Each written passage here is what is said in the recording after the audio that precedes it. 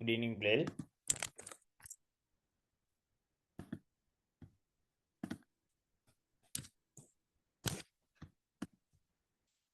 Okay. நாங்கள் பார்த்து கொண்டிருக்கிறது கலவைகள் என்ற பாடம். இந்த பாடத்துல முதலாவது பகுதி முடிச்சிட்டோம் நாங்கள் இல்லையா? அதில் இருக்கக்கூடிய உப அலகுகள் 2 முடிச்சிருக்கிறோம். ஒரு மீட்டரா பார்த்தோம்டா கலவையின் கலவைகளோட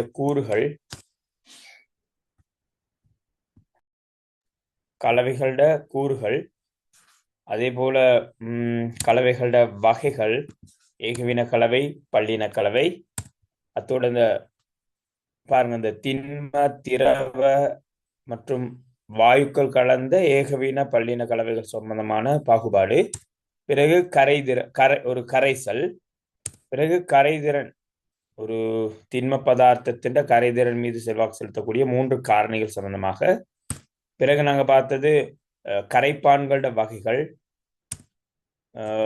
பிறகு இந்த கலவைகள் பாடத்துல வரக்கூடிய கலவை ஒன்றோட அமைப்பை முன்வைக்கக்கூடிய சில பின்னங்கள், திணிவு பின்னம், கனவளவு பின்னம், மூல் பின்னம், பிறகு இறுதியாக நாங்க பார்த்தது எங்களோட செறிவு கணிக்கிறதோட நாங்க பார்த்து முடிச்சோம் கடந்த கிளாஸ்ல.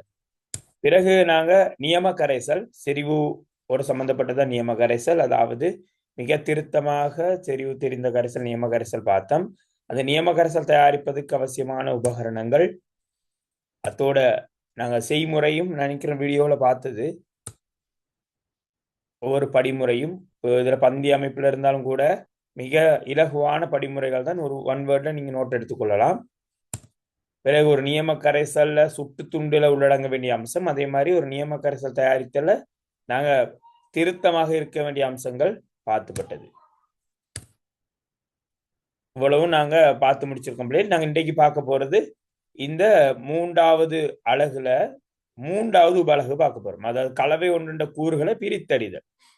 இவ்வளவு காலம் பார்த்தது பாருங்க, ஆரம்பத்துல கலவை சம்பந்தமாக பாடம். இந்த பாடம் அழகா பாருங்க, ஆரம்பித்தது கலவைனா என்ன, கலவை எவ்வாறு தயாரிக்கப்படும், கலவையில் என்னென்ன இருக்கும் என்று பார்க்கப்பட்டது. 2வது உபலகு பாத்தீங்கன்னா கலவையில என்ன கூறுகள் எந்தெந்த அளவுல இருக்கும், எப்படி அதை முன்வைக்கலாம் என்று சொல்லப்பட்டது. இப்ப 3வது உபலகு என்னன்னா, ஒரு கலவை தரப்பட்ட அதுல உள்ள கூறு எப்படி வேறாக்குறது. இப்போ நாங்க நியம கரைசல் பாத்தீங்கன்னா உப்பும் நீரும், குளுக்கோஸும் நீரும், அல்லது சோடியம் ஹைட்ராக்சைடு நீர் என்று கலந்து கொண்டு பார்த்தது. இப்ப பார்க்க போறது என்னன்னா, ஒரு கலவையின் கூரை எவ்வாறு வேறாக்குறது, கூறுக்களை எவ்வாறு பிரித்தறிகிறது சம்பந்தமா இருக்கு. ஸோ மிக இலகுவான பகுதி தான் இன்னைக்கு மேக்சிமம் நாங்க முடிக்கிறதுக்கு ட்ரை பண்ணுவோம். ஸோ இந்த பாருங்க, சாதாரண இது சின்ன வகுப்புல படிச்சது, இன்னொன்று வீடுகளில் செய்யற விஷயங்கள் பாருங்க. ஒரு கலவை, அரிசி என்பது ஒரு கலவை. ஏன் அரிசி ஒரு கலவையாக சொல்லப்படுது, என்ன காரணம்? அரிசியில கல்லு மண் அமைக்கும் சார். அரிசி என்றா அரிசியில கல் இருக்கும், மண் இருக்கும், மணல் இருக்கும், பூமி இருக்கும், நெல் இருக்கும். ஸோ பல கூறுகள் கலந்த ஒரு கலவை தான் எங்களோட அரிசி. அரிசி ஒரு பல்லின கலவைக்கு ஒரு இலகுவான ஒரு உதாரணம். ஸோ எங்களுக்கு அரிசி தான் தேவை. அதில் கல்லோ, மண்ணோ, மணலோ, உமியோ அல்லது நெல்லோ எங்களுக்கு அவசியம் இல்லை. ஸோ அவற்றை நாங்கள் அந்த அரிசிங்கிற கலவையிலேருந்து வேறாக்க வேண்டிய பொறுப்பு எங்களுக்கு இருக்கு.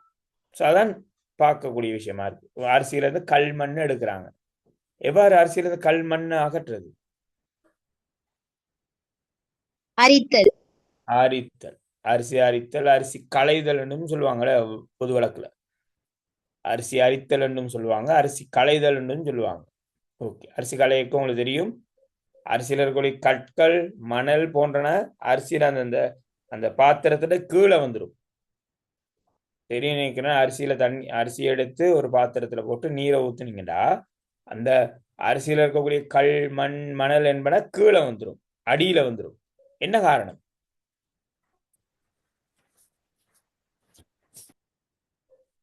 ஏன் கல், மண், மணல் என்பன அந்த பாத்திரத்தின் அடியில் வரணும்?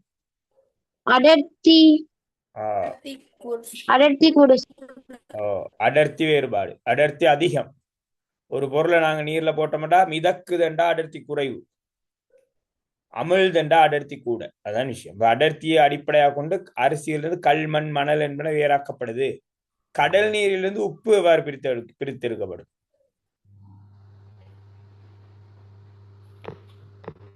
ஆவியா ஆவியாக்கல். ஓகே, ஆவியாக்கல். ஆவியாக்கல் சொல்லும் இல்லையா? கடல் நீர் எடுத்து ஆவியாக்கணும்னா எங்களுக்கு உப்பு கிடைக்கும். இருக்கு இன்னைக்கு எங்களுக்கு உப்பு பிரித்தெடுப்பு பின்னாடி பாடம் ஒன்று இருக்கு. ஓகே. கனிய மணல்களிலிருந்து பல்வேறு கனியங்களை பிரித்தல், அது என்ன மாதிரி? நினைக்கிறேன் இந்த இந்த இந்த பகுதி இந்த கேள்வி ஒரு முறை வந்தது எக்ஸாம்ல, இங்க ஒரு இடத்துல வந்தது. கனிய மணல்களில் இருந்து கனியங்களை காந்தப்புலத்தின் மூலம் காந்த புலத்தை பாவித்தல். Okay okay. பொதுவா கனியங்களை வேறாக்க காந்தத்தை பாவிக்கலுமா? பெரும் ஓகே, பரவாயில்லை. இருந்தாலும் அரித்தல், அதுவும் அரித்தல் முறை தான். பல்வேறு கனியங்கள் இருக்கே, அரித்தல் முறை. கச்சா எண்ணெயிலிருந்து எரிபொருட்களை வேறாக்குறது, கிரேட் 9ல படிச்ச ஞாபகம் இருக்கா? வடித்தல் சார். ஓகேம்மா, கிரேட் 9ல இருக்கு. இங்க இருக்கு, எங்களுக்கு இருக்கு பாடம். பகுதி வட காய்ச்சி வடித்தல் என்று பெயர். அதே மாதிரி கரும்பு சாறிலிருந்து சீனியை பிரித்தெடுத்தல்.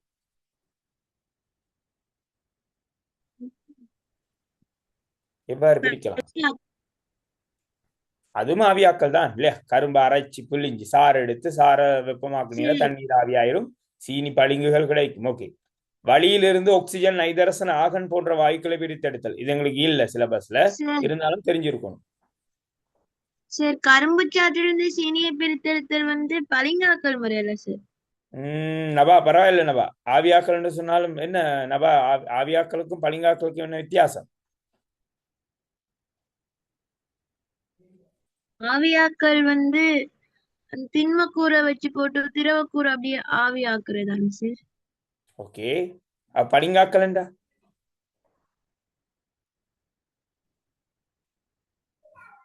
ஓகே நபா, நாங்க பின்னாடி பாப்போம். சரியா? ஆக்சிஜன் வாயுக்களை பிரிக்கிறது நாங்க காய்ச்சி வடித்தல் என்று சொல்லுவோம். கிணற்று நீரிலிருந்து காய்ச்சி வடித்த நீரை பெறுறது காய்ச்சி வடித்தல் தான். கடல் நீரிலிருந்து குடிநீர் தயாரித்தல். இப்ப கடல் நீரிலிருந்து குடிநீர் பெறலாம்.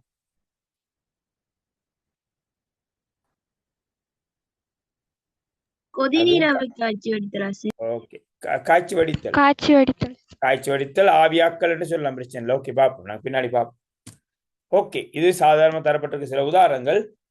எங்களுக்கு இந்த பாடத்திட்டத்துல தரப்பட்டிருக்க முதலாவது வேறாக்கல் முறை பொறிமுறை வேறாக்கல். பாருங்க, சிம்பிளா இருக்கு, கஷ்டப்படாதீங்க, விளங்கி பார்த்துக்கோங்க. பெரிய எங்க அன்றாட வாழ்க்கையோட சம்பந்தப்பட்டது. பொறிமுறை வேறாக்கல். பொறிமுறை வேறாக்கல் என்றா அந்த கூறுகளின் சைஸ், பருமன், சரியா, அளவு, நிறம், அடர்த்தி, இது சம்பந்தமான பௌதிக இயல்பு அடிப்படையாக கொண்டு வேறாக்கிற முறை தான் பொறிமுறை வேறாக்கல். பார்த்துக்கொள்ளுங்க. பொறிமுறை வேறாக்கல் என்பது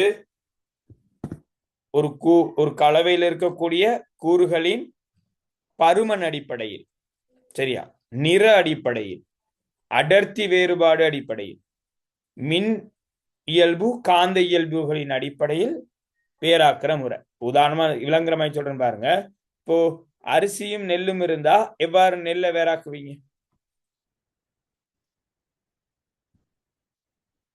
அரித்தல். ஓகே, அரித்தல். சில நேரங்கள்ல இருக்கு இல்லையா, நெல்லை பார்த்தா நெல்லுண்ட சைஸ், அதுண்ட கலர், அதுண்ட அடர்த்தி வேறுபடும் இல்லையா? அது பார்க்க உங்களுக்கு தெரியும், வித்தியாசம் தெரியும். சைஸ் மாறி இருக்கு எடுக்கிறது, அல்லது அதுண்ட நிற வேறுபாடை வச்சு எடுக்கிறது. புடைத்தல், புடைக்கும் போது நெல் முன்னாடி வந்துடும், அடர்த்தி குறையும்.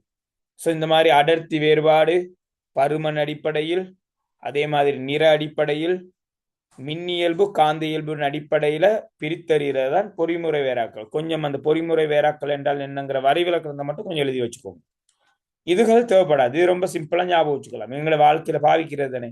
புடைத்தல், அரிசி புடைப்போம். அரிசி புடைக்கும் போது அரிசியில இருக்கக்கூடிய நெல், உமி, அதுல இருக்கக்கூடிய டஸ்ட் எல்லாம் முன்னாடி வந்துடும்.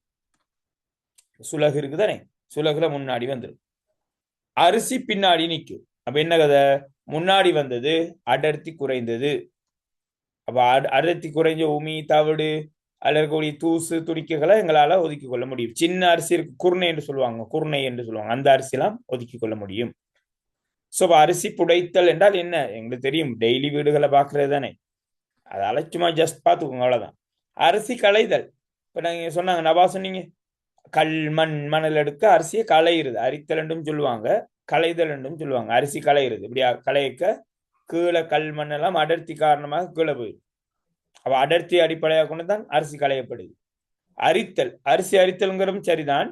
பட் இந்த மாணிக்க கற்கள் அரித்தல், உதாரணமா நீங்க பாத்தீங்கன்னா தெரியும், மாணிக்கக்கல் அகலைக்க அகழ்ந்து அந்த மண்ணை கொண்டு போய் ஆறுகள்ல வச்சு கழுவுவாங்க, அரிப்பாங்க. அரிக்கைக்கு மண்ணெல்லாம் அப்படியே அரிச்சு போக கற்கள் மட்டும் கீழே அந்த அந்த அதுக்கு பேர் வட்டி என்று பேர். அந்த அந்த பிரதேச வழக்கை விட வட்டி என்று சொல்லுவாங்க. அந்த அந்த அந்த கூடைக்கு பேர் வட்டி என்று மொழி வழக்கில் பாவிப்பாங்க. ஸோ அந்த வட்டிங்கிற அந்த அந்த அந்த கூடையில கீழே கற்கள் நிற்கும். அந்த கற்கள்ல தேடி பார்ப்பாங்க, மாணிக்கங்கள் கிடைக்குதா, ரத்தினம் இருக்குதான்னு பார்ப்பாங்க. அப்ப ரத்தின கற்கள் தான் அரித்தல் முறை. அதே மாதிரி பாருங்க, நீரில் மிதக்க விடுதல். அநேகமா உங்களுக்கு தெரியும், விதை எல்லாருக்கும் பரிச்சயம் வந்து வித்துக்களை பார்க்க தான் தண்ணியில போடுவாங்க. அநேகமா மிக பாரிய அளவு விவசாயம் செய்யற ஆட்கள் என்ன செய்வாங்கன்னு கேட்டா, வித்துக்களை முதல் நாளோ அல்லது 3 நாட்களுக்கு முன்போ தண்ணியில ஊற போடுவாங்க. ஊற போடுறதால என்ன நடக்கும்? சாரி, இந்த வித்துக்களை நீர்ல ஊற போடுறதால அடர்த்தி குறைந்த வித்துக்கள் மிதக்கும், அடர்த்தி கூடிய வித்துக்கள் அமுழும். ஸோ இந்த அடர்த்தி குறைந்த வித்துக்கள் இருக்கல, மிதக்கிற வித்துக்கள் முளைக்கிற வித்துக்களாக இருக்காது, பதர் வித்துக்களாக இருக்கும். அதை போட்டு பிரயோஜனம் இல்லை. நாங்க படிச்சிருக்கோம், வித்து முளைத்தலுக்கு அவசியமான காரணி இந்த பதர் வித்தென்றா அது வாழ்தகவு இல்லை, அது உயிருள்ள வித்து அல்ல. அப்ப அந்த வித்தை நாங்க என்ன செய்யலாம், மேலால மிதக்கிற வித்துக்களை தூக்கி எறிஞ்சிட்டு கீழே அமிழ்ந்து இருக்கிற வித்துக்களை எடுத்து நாங்க முளைக்க போடலாம். ஸோ வித்தை வேறாக்குற முறை பாருங்க, நீரில் மிதக்க விடுதல். அதே மாதிரி முட்டை பார்த்தீங்கன்னா, முட்டையை தண்ணியில போட்டு பார்த்தோம்னா பழுதடைந்த முட்டை மிதக்கும். ஆகவே அதனை அப்புறப்படுத்துறது எங்களுக்கு இருக்கும். சின்ன அளவில் எங்களை வீட்டுக்கு 2 முட்டை வாங்கி சமைக்க அப்படி பார்க்க மாட்டோம், இருக்குதானே. இப்போ மிகப்பெரிய ஹோட்டல்கள் செய்யக்க 100 முட்டை 1000 முட்டைகளை பாவிக்கிற நேரம் இந்த முறையை பயன்படுத்தலாம். அதே மாதிரி இப்போ விவசாயம் செய்யறாக்கள் ஒரு 100 கிராம் போஞ்சி வித்தை வாங்கி போடுறவர் இந்த வேலை செய்ய மாட்டார். 10 கிலோ 20 கிலோகிராம் போஞ்சி வித்து போடுற ஆள் கட்டாயம் நீர்ல போட்டு அதுல பதர் வித்துகளை அகற்றுறதுக்கு முயற்சி செய்வார். அதே மாதிரி ஓடும் நீரில் விடுதல் நாங்க பார்த்திருக்கோம், இது கிரேட் 10லயும் பார்த்திருக்கிறோம். இப்போ பொன் வந்து பாத்தீங்கன்னா, பொன் வந்து அந்த கட்பாறைகளுக்குள்ளதான் இருக்கும். ஸோ அந்த உலோகத்தாது என்று சொல்லுவோம் இல்லையா, அதை எடுத்து நீர்ல ஓடுற நீர்ல விட்டா பொன் கீழே போய் படியும். காரணம் அடர்த்தி அதிகம். அப்ப அடர்த்தி அடிப்படையாக கொண்டு பொண்ணும் வேறாக்கப்படுது. காந்தத்தை பாவித்தது நபா என்னண்டா, மண்ணில் இருக்கக்கூடிய இரும்பு பொருட்களை எடுக்கிறதுக்காக. இந்த கனிய மணலிலிருந்து கனி பொருட்களை எடுக்கிறது தந்திருக்கிறாங்க. ஓகே, அநேகமா இரும்பை பிரித்தடிவதற்கு தான் காந்தப்புலத்தை பாவிக்கிறது. ஓகே, அவ கனிய மணலில் இருந்து கனிப்பொருட்களை வேறாக்க காந்த புலத்தை பாவிக்கிறோம். பெரும்பாலும் இரும்பு தான் அதுல சொல்லப்படுது. ஏண்டா எங்களுக்கு தெரியும், காந்த திரவியம் இரும்பு. ஆக இந்த அட்டவணையில இருக்கிறதெல்லாம் உங்களுக்கு ஓரளவு மைண்ட்ல இருந்தால் போதும். இதை மன்னனம் செய்து கொண்டு டீட்டெயிலா இது பண்ணி இருக்க வேண்டிய அவசியம் இல்லை. அப்ப பார்த்துக்கொள்ளுங்க என்னென்ன முறை இருக்கு. புடைத்தல் என்று சொல்லும்போது அரிசி புடைத்தல், களைதல் அரிசி களைகிறது, அரித்தல் மாணிக்க ரத்தினக்கல் அரித்தல், நீரில் மிதக்கம் விடுதல் முட்டையும் வித்துக்களும், ஓடும் நீரில் விடுதல் வந்து பொன், காந்த புலத்தை பாவிக்கிறது இரும்பு பிரித்தெடுப்பதற்கு, அதாவது கனிய மணலிலிருந்து கனியங்களை வேறாக்க என்ற அந்த அந்த விஷயங்கள் தெரிஞ்சால் போதும். பார்த்துக்கொள்ளுங்க. டவுட்னா கேளுங்க, கொஞ்சம் வேகமா போறேன், டவுட்னா கேளுங்க. அடுத்த விடயம் பாத்தீங்கன்னா ஆவியாக்கள். இதான் எங்கட நபா சொன்னாங்க, ஆவியாக்கள். ஆவியாக்கள் என்றால் என்ன? ஒரு கலவை இருக்கு. ஓம் நபா. ஒரு திரவ ஹைட்ரோ கார்பன் கலவையில் உள்ள கூறுகளை எப்படி சார் வேறுபடுத்து? திரவ ஹைட்ரோ கார்பனா? ஓ சார். ஓகே, பேப்பர் 2 பார்த்துட்டு சொல்றீங்களா? திரவ ஹைட்ரோ கார்பன் என்றா நபா, முதல்ல எங்களுக்கு பாருங்க எப்படி கேள்வியை போட்டு குழப்பிருக்காங்க. திரவ ஹைட்ரோ கார்பன் என்றா என்னன்னு எங்களுக்கு தெரியணும் முதல்ல. என்றா நாங்க ஹைட்ரோ கார்பன் ஒரு பாடம் இருக்கு உங்களுக்கு, அது நாங்க படிக்கல. ஹைட்ரோ கார்பன் பின்னாடி ஒரு பாடம் இருக்கு நினைக்கிறேன், பார்ட் 2 புத்தகத்துல கடைசி பாடத்துக்கு முதல் பாடம் அல்லது முதல் பாடமா இருக்கும். திரவ ஹைட்ரோ கார்பன் என்றா நபா, பெட்ரோலியம் தான் திரவ ஹைட்ரோ கார்பன். பெட்ரோலியம் இருக்கே, இன்னைக்கு பிரச்சனையா இருக்கிற கேஸ், பெட்ரோல், டீசல், அது இன்னும் பல கூறுகள் இருக்கு. இதைத்தான் நாங்க ஹைட்ரோ கார்பன் சேர்வைகள்னு சொல்லுவோம். நார்மலான தமிழ்ல சொன்னா பெட்ரோலியம். பாருங்க நல்லா அழகா போட்டிருக்காங்க. நம்ம பாஸ் பேப்பர் கேள்வி தானே கேட்டது. ஓம் சார். ஓம் சார். பாருங்க அந்த வார்த்தையை மாத்தி விட்டுருக்காங்க. இந்த பாருங்க நான் காட்டி விடுறேன் லைட்டா பின்னாடி. ஓகே, இன்னைக்கு அது நான் ரெடி பண்ணல, நான் காட்டுறேன். அதாவது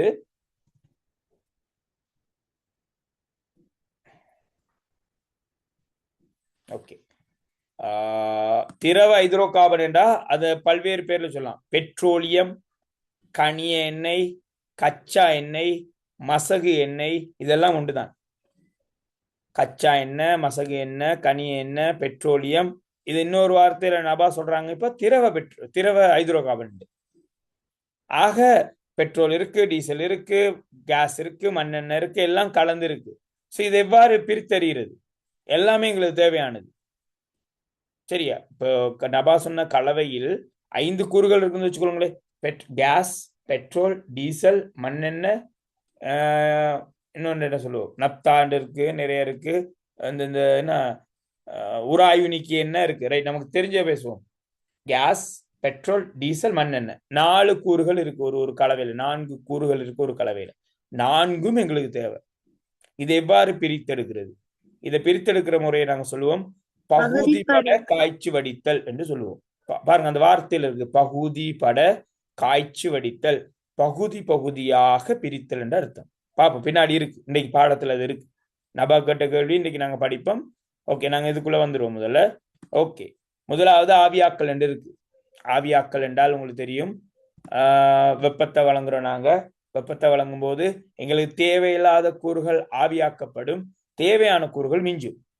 அந்த தேவையான கூறுகளை எடுத்துக்கொள்றதுதான் ஆவியாக்கல். ஒரு கலவை இருக்கு, கலவையில் எங்களுக்கு தேவையில்லைன்னு நினைக்கக்கூடிய கூறுகள் இருக்கு. உதாரணமா கரும்பு இருக்கு, கரும்பை நன்கு அரைக்கிறோம், அரைச்சு சாறு பிழிஞ்சோம்னா எங்களுக்கு அந்த சாறுல இருந்து எங்களுக்கு சீனி தேவை, அல்லது அதில் உள்ள வெள்ளம் தேவை, கருப்பட்டி தேவை. என்ன செய்யறது? அப்ப அது என்ன ப்ராப்ளம் இருக்குல்ல, தண்ணீர் இருக்கு, போட்டு நல்லா சூடாக்குறது. சூடாக்குனா என்ன செய்யும்? தண்ணீர் ஆவியாயிடும். தண்ணீர் ஆவியான பிற்பாடு அதுல இருக்கக்கூடிய வெள்ளம் உங்களுக்கு கிடைக்கும். கித்துள் பானி உங்களுக்கு தெரிஞ்சிருக்கும். கித்துள் பானி, பனையில இருந்து வர பானி. சரியா? அதே மாதிரி பாத்தீங்கன்னா சீனி, உப்பு, எல்லாமே இந்த ஆவியாக்கல் தான். என்ன, கடல் நீரை எடுத்து சூரிய வெப்பத்துக்கு ஆவியாக்குனீங்கடா தண்ணி ஆவியாகும், உப்பு கிடைக்கும். அது ஒரு ஆவியாக்கல் முறை தான். சீனி, கரும்பை அரைச்சு பிழிஞ்சு ஆவியாக்குனீங்கடா வெள்ளம் உங்களுக்கு கிடைக்கும். அதை பிறகு சீனியா மாற்றிக்கொள்ளலாம், அதுவும் ஒரு ஆவியாக்கல் தான். அதே மாதிரி கித்துள் மரம், பனை மரத்திலிருந்து கிடைக்கிற அந்த பதநீரை வெப்பமாக்கணும்டா நீராவி ஆயிரும். அதுல இருக்கக்கூடிய பானி, இனிப்பு வெள்ளம் உங்களுக்கு கிடைக்கும், அதுவும் ஆவியாக்கல் தான். பட் பாடப்புத்தகத்துல தரப்பட்டிருக்க உதாரணங்களோட சேர்த்து பார்த்தோம்டா இந்த பொன் இருக்கு இல்லையா, நான் இந்த கதை சொல்லியிருப்பேன்னு நினைக்கிறேன், உங்களுக்கு பல தடவை ஞாபகம் இருக்கு நினைக்கிறேன்.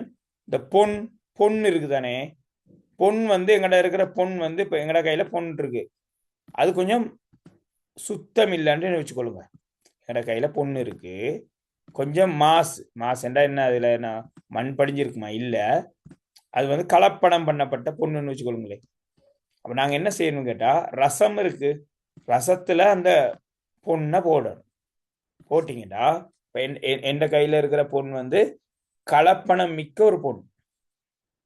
அப்போ அது எனக்கு பொன் மட்டும் வேணும், கிளீன் ஆக்கி கொள்ளணும் என்றா ரசத்துல கொண்டாந்து போடலாம். ரசம் தெரியுமா உங்களுக்கு?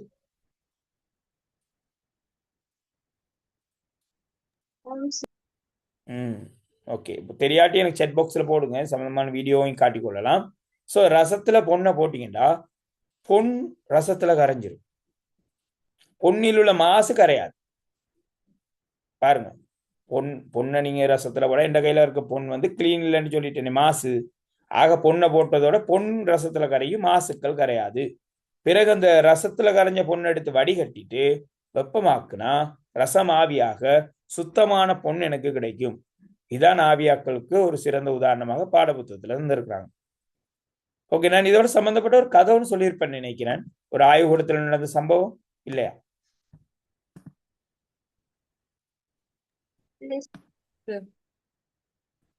ஓகே, ஒரு ஆய்வுக்கூடத்துல உண்மையில் நடந்த ஒரு சம்பவம்.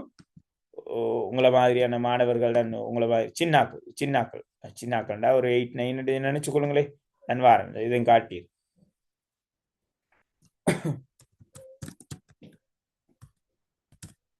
என்னண்டா கிரேட் 8 என்று நினைக்கிறேன். ஆய்வுக்கூடத்துக்கு போறாங்க, சயின்ஸ் லேபுக்கு போய் பரிசோதனையில் ஈடுபடுற நேரம் நான் நினைக்கிறேன் ஏதோ தற்செயலா அவங்களோட ஒரு ஒரு கேர்ள் ஒன்று, ஒரு பொம்பளை பிள்ளை, அவங்களோட இந்த தோடு கலண்டுடுது. ஸோ அவங்க அந்த தோடு சுரை என்று சொல்லுவாங்க, அதை கலட்டி தன்னுடைய ட்ரெஸ்ல பாக்கெட்ல வச்சு கொள்றாங்க.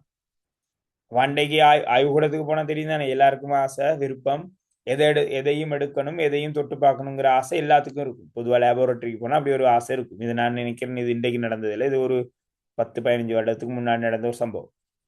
அப்போ இப்ப இருக்கிற மாணவர்கள் போல அப்போ லேபுக்கு போக கிடைக்கிறதே மிக அரிது. எனப்பண்டா யூடியூப்ல தட்டி விட்டா பார்த்துடலாம், அந்த நேரம் யூடியூப் எல்லாம் கிடையாது. ஸோ அந்த மாதிரியான சந்தர்ப்பத்தில் லேபுக்கு போன நேரம் இந்த சுத்தி திரிகிறது தானே, ஆசிரியர் படிப்பிக்க சும்மா அங்கங்க சுத்தி திரிகிறது இருக்குது தானே. ஸோ அந்த நேரங்களில் கொஞ்சம் ரசம் இருக்கும்போது ரசம் பார்க்க ஆசையா இருக்கும். ரசம் நீங்க பார்த்துருக்கீங்களா பிள்ளை? ஓகே, ரசம் பார்த்தீங்கன்னா அது அப்படி அடர்த்தி கூடிய ஒரு உலோகம், திரவநிலை உலோகம், அது அப்படி இந்த சேர்ந்து ஒண்டா போல்ஸா இருக்கும். அப்ப பார்க்க ஆசையா இருக்கும், கையில எடுத்தாலும் நனையாது. உண்மையில அது இப்போ ரசம் வந்து அவ்வளவு ஒரு நல்ல ஒரு என்ன சொல்றது, எங்களுக்கு ஹெல்த் இஷ்யூஸ் வரக்கூடியது, சுகாதார பிரச்சனை வரக்கூடிய ஒரு உலோகம்.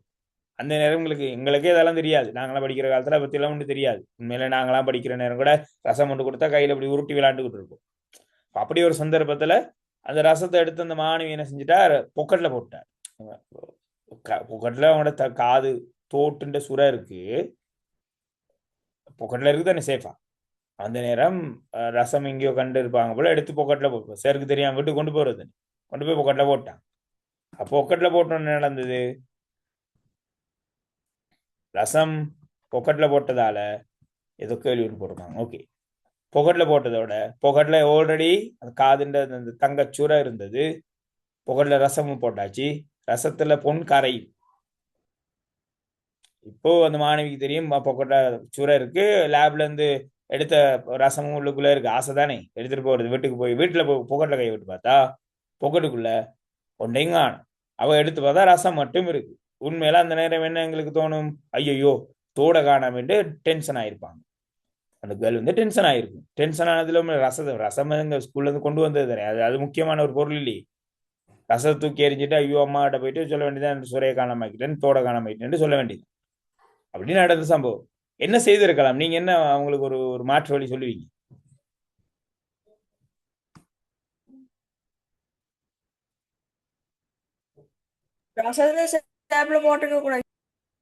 ஓ, உண்மைதான், லேப்ல இருந்து எடுத்துருக்க கூடாது. ஓகே, எடுத்துட்டாங்க. சோ அவங்களோட காது தோட்டு சுரை எங்க போனது, என்ன நடந்தது? ரசத்தோட கரைஞ்சிருச்சு சார். ஓகே, அப்போ திரும்ப அந்த இன்றைக்கெல்லாம் உண்மையில நான் நினைக்கிறேன், எனக்கு சரியா தெரியல, இப்போ 3 4 லட்சத்துக்கு மேல போகுது போல பொண்ணு ஒரு பவன். அப்போ நான் கேட்கிறேன், அப்போ அந்த பொண்ணு முக்கியமானதானே, அப்ப அந்த பொண்ணு எப்படி திரும்ப பெற்றிருக்கலாம் அந்த கேர்ள்? நீங்க என்ன அவங்கள ஆலோசனை என்ன சொல்லுவீங்க?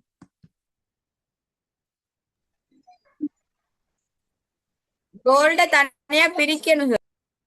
அதான் எப்படி, அதான் ரசத்துல கரைஞ்சிட்டு எப்படி எப்படி பிரிக்கிறது? வடிக்கலாம். ஓகே, நான் கேட்கிறேன் ஒரு கேள்வி. நான் உப்பு கொஞ்சம் வாங்கிட்டு வரேன் வீட்டுக்கு, உப்பு வாங்கிட்டு வந்து தண்ணியில போட்டேன், தண்ணியில கரைச்சிட்டேன். கரைச்ச பிற்பாடு வடித்தல் மூலமாக உப்பை பெற முடியுமா? முடியாது சார், சூடாக்கணும், ஆவியாக்கல் முறையால உப்பு பெறணும்.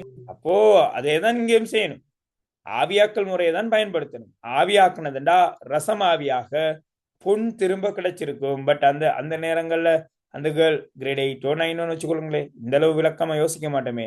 அந்த நேரம் அந்த ரசத்தோட தூக்கி எறிஞ்சி அந்த காது சுரையும் மிஸ் பண்ணப்பட்டது. இதோ நடந்த சம்பவம்.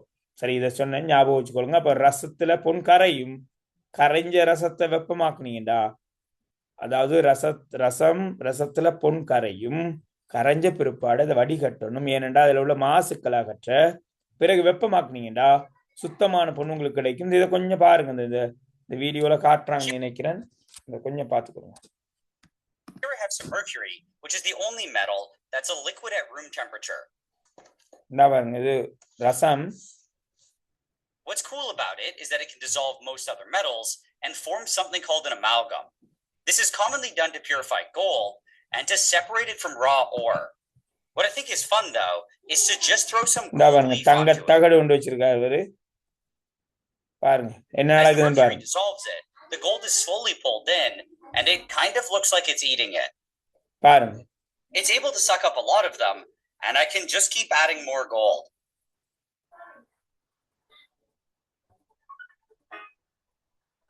பொன் வந்து ரசத்துல கரையுது.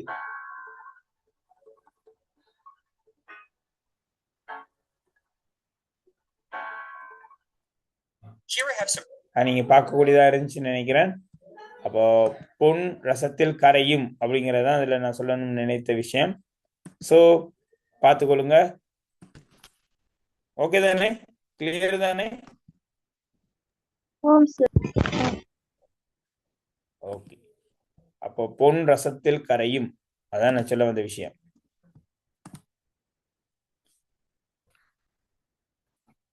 அப்போ ஆவியாக்கல் முறைக்கான உதாரணங்களாக நீங்க இதுல படிக்க வேண்டியது ஆவியாக்கல் முறையோட பயன்கள் எங்கெங்க. அதாவது கித்துள் மரத்திலிருந்து பானி தயாரித்தல். நீங்க உதாரணம் எழுதி வச்சுக்கலாம். கித்துள் பதநீரிலிருந்து பானி தயாரித்தல். அதே மாதிரி கடல் நீரிலிருந்து உப்பு பிரித்தெடுப்பும் எழுதலாம். பிள்ளை இல்ல. கரும்பு சாறிலிருந்து சீனி பிரித்தெடுத்தல். நினைக்க ரெண்டுமே உங்களோட பாடப்புத்தகத்தில் தந்திருக்க மாட்டாங்க. பாடப்புத்தகத்தில் இரண்டும் தந்திருக்க மாட்டாங்க. அதே மாதிரி தூய்மையற்ற பொன்னை ரசத்தில் கரைத்து வடித்த பிற்பாடு ஆவியாக்குவதன் மூலமாக சுத்தமான பொன்னை பெறுதல். அப்ப பொன்னை தூய்மையாக்குதல் என்று சொன்னாலும் பிரச்சனை இல்லைன்னு நினைக்கிறேன். பாருங்க, கித்துள் பதநீரிலிருந்து வெல்லம், அதாவது பானி தயாரித்தலும், அதே மாதிரி எங்கட பொன்னை தூய்மையாக்குதலும் ஆவியாக்கல் கீழே போன உதாரணம். நீங்க 3வது 4வது போட்டுக்கொள்ளலாம். என்ன எங்கட கடல் நீரிலிருந்து உப்பு எடுத்தலும் சீனி தயாரித்தலும் போட்டுக்கொள்ளலாம். அது பிழை இல்லை. சரி, அது பிழை இல்லை. பார்ப்போம் நாங்க என்னன்னு. ஓகே, ஆவியாக்கல் அவ்வளவுதான். அடுத்தது வடித்தல் பிள்ளை. வடித்தல் வீடுகளை பாவிக்கிறோமா? வடித்தல் முறைய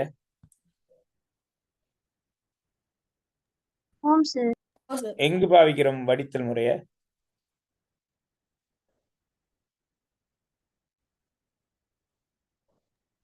தேநீர் ஊற்றும் போது.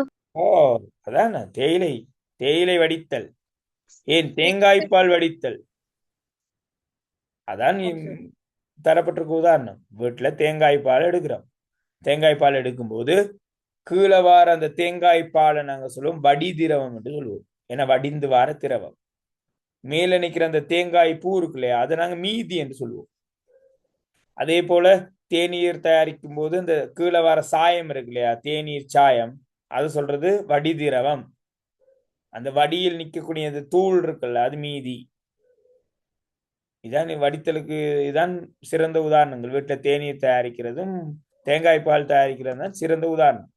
இங்க பாடப்புத்தகத்தில் இருக்காங்க ஒரு என்ன சொல்றது, மண் கலந்த ஒரு கரைசலை இவ்வாறு தூய்மையாக்குறது அநேகமா இருக்கும் தானே. இப்ப நீர் பாத்தீங்கன்னா நீர்ல மண்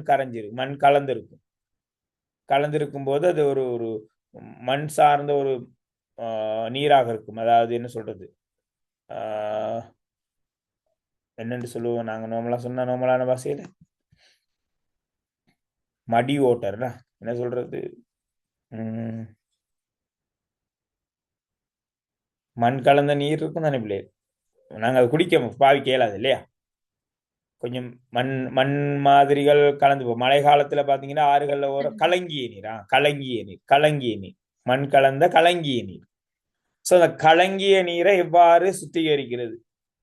அப்ப கலங்கிய நீர்ண்டா அதுல மண் கரைஞ்சிருப்பது இல்லையே. மண் நீர்ல கரையாது. உங்களுக்கு தெரியும், ஒரு பள்ளின கலவை.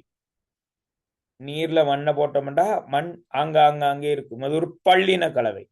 ஆகவே மண்ணை பிரித்தெடுப்பது மிக இலகுவான வேலை. என்ன? வடிக்கிறது. வடித்தமெண்டா இப்ப எங்களோட ஃபில்டர் இருக்கு சார் வீடுகள், எல்லா வீடுகளும் இப்ப ஃபில்டர் இருக்கு. ஃபில்டர் என்ன செய்யுது? உங்களோட நீரை வடிக்குது. அதுல இருக்கக்கூடிய தேவையில்லாத கூறுகள் எல்லாம் வடித்து தூய நீரை கீழே தருது. சோ நாங்களும் என்ன செய்யலாம் கேட்டா, நீரை, அதாவது கலங்கிய நீரை வடிப்பதனூடாக தூயமான நீரை பெற முடியும். சோ அந்த வடிக்கிறதுக்காக ஆய்வு கூடத்துல பாத்தீங்கன்னா அதை பாருங்க, இது முகவையில கலங்கிய நீர் இருக்கு, கண்ணாடி கோல் இருக்கு, இது ஒரு புனல், கண்ணாடி புனல், இது ஒரு சின்ன ஒரு குடுவையை வச்சுக்கொள்ளுங்களேன்.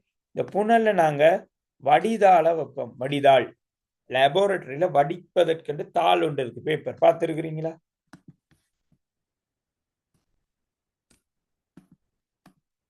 வடிதாள் பார்த்துருக்கிறீங்களா லேபோரட்டரியில? இல்ல. இல்ல சார். Okay okay. நான் கடந்த கிளாஸ் உங்களுக்கு ஒரு ப்ராமிஸ் சொல்லியிருந்தேன்னு நினைக்கிறேன். நான் ஷேர் பண்ணல உங்களுக்கு, இல்லையா? ஓகே.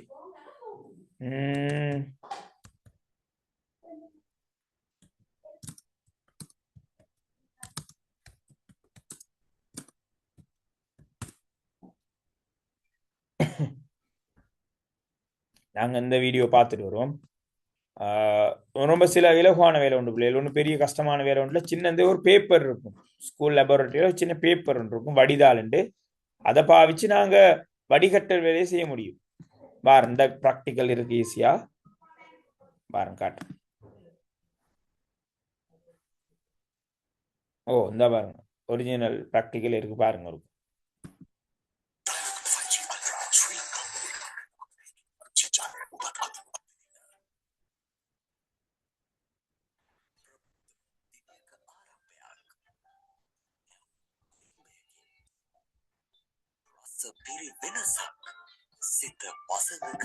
ஓகே. இப்ப பார்க்கலாம் நாங்க. Hi, today we will be discussing experiment.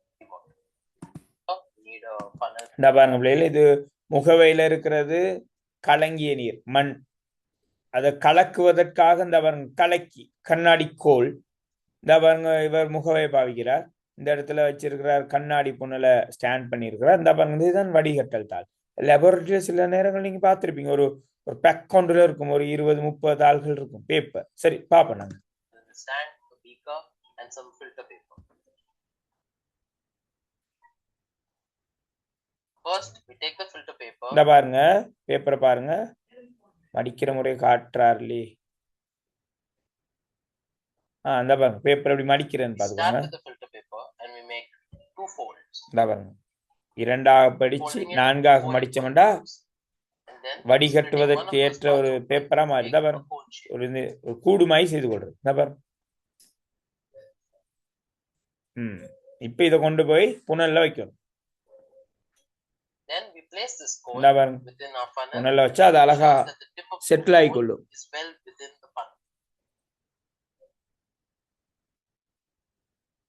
Then we slowly pour muddy water into the இந்த பாருங்க, கலங்கிய நீர் அவர் first making sure அதுல that we wet the ஊத்துறார். paper so that there is even percolation of the water through இப்போ the வடிந்து கீழே வரும் பாருங்க. இருக்கா டைம் ஒன்று we can எடுக்கும். use a technique which helps us pour the muddy water easily, that is to pour it over the glass rod into the filter paper. This avoids any spillage. Now we let the filter paper rest and we can watch as the water drains through the filter paper slowly and collects in the beaker.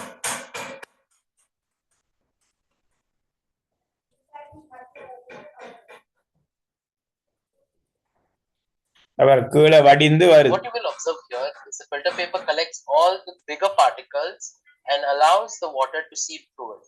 But since the filter paper can only hold particles of a certain size, very fine particles, பாருங்க இந்த நேரம் ஆரம்பத்துல பாருங்க, now we let the filter paper கீழே வடிந்து வர நீர் வந்து நல்ல தூய நீரா இருக்குதா? என்ன மாதிரி பார்க்க விளங்குதா? இல்ல சார். கலங்கிய நீர் தூயதா இல்ல. கலங்கல் இருக்கு. இல்ல சார். அப்ப உண்டு என்ன பொய் வேலை நடந்துட்டு, அப்போ வடிகட்டல் நடக்கலையே அப்படியா? இல்ல சார், கொஞ்சம் மாசுக்கள் வந்து அங்க அகற்றப்பட்டிருக்கும் சார். அது வந்து ஃபில்டர் பேப்பரோட சைஸை பொறுத்து. அதாவது இப்ப எங்கட வீட்டுல இப்ப இந்த மாஸ் அளிக்கிறோம் இல்லையா, மாஸ் அளிக்க அந்த அந்த சல்லடையோட அந்த துளை இருக்கு தானே, துளையோட சைஸ் இருக்கு. அப்போ இந்த ஃபில்டர் பேப்பரும் அப்படிதான், அது எந்த அளவுக்கான துணிக்க விடணுங்கிற ஒரு அளவு இருக்கு.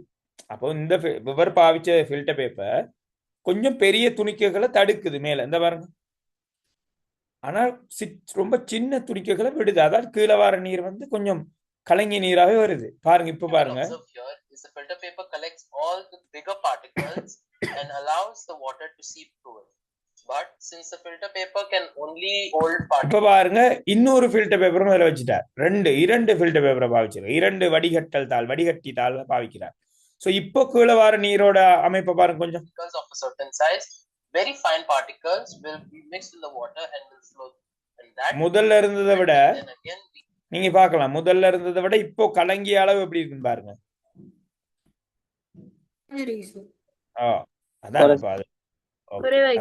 இப்போ குறைஞ்சிருக்கு. அப்ப என்ன கதை, இன்னும் 2 வடிதட்டி தாளை பாவிக்கும் போது வடிகட்டுற அளவு அதிகமாரிச்சிருக்கு. இப்ப நீங்க பாருங்க, அநேகமா ஃபில்டர் இருக்குல்ல, வீட்டுல ஃபில்டர் இருந்தா போய் பார்க்கலாம். நீங்க அதுல பாருங்க இருக்கும் நிறைய லேயர்ஸ் இருக்கும்.